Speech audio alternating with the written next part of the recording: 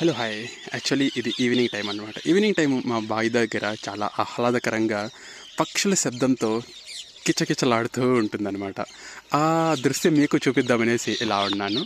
Actually అక్కడ రెండు టెంకాయ చెట్లు కనిపిస్తున్నాయి. అక్కడొకటి అక్కడొకటి ఇక్కడొకటి చనిపోయాయన్నమాట.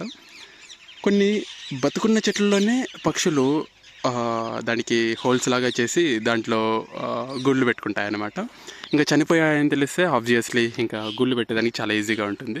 అండ్ దట్టు టెంకాయ చెట్లు అలాంటివి ఎక్కువ ఎంచుకుంటాయి అనమాట. ఎందుకంటే అక్కడికి పాములు అంత ఈజీగా వచ్చాయవు. కొన్ని చెట్లకి ఎక్కేస్తాయి, బట్ అంత ఈజీ కాదు కదా జనరల్ చెట్లతో పోల్చుకుంటే ఇవి. అందుకోసం పక్షులు అక్కడ ఏర్పరచుకుంటాయి అనమాట.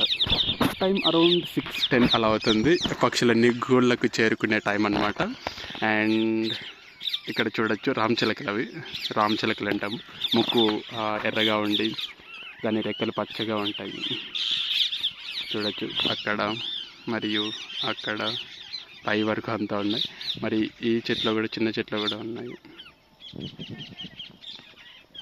జస్ట్ ఆ శబ్దం వినండి, చాలా ప్లెజెంట్గా ఉంటుంది.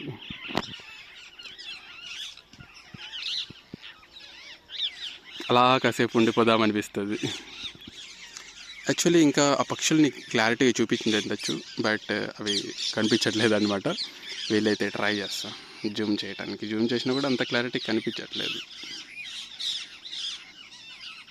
ఆడుకుంటున్నాయి అవి. అండ్ ఇంకొకటి, వాటి గుళ్ళకి పాములో వచ్చినప్పుడు అవి పక్షులైతే చాలా గట్టిగా అరుస్తాయి అన్నమాట. దాన్ని బట్టి అంటే ఆ శబ్దాలు బట్టి అర్థం చేసుకునేయచ్చు. లైక్ పాములు వచ్చాయా, అంటే ఎందుకోసం అరుస్తున్నాయి అవి అనేసి.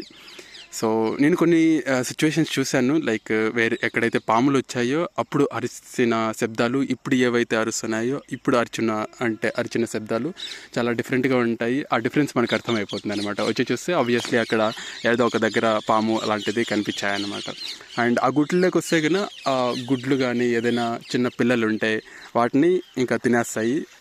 పిల్లలు ఉంటే కూడా తినేస్తాయి, గుడ్లు ఉంటే కూడా అవి తినేసి వేస్ట్ అంతా అక్కడ పడేసి వెళ్ళిపోతాయి అన్నమాట.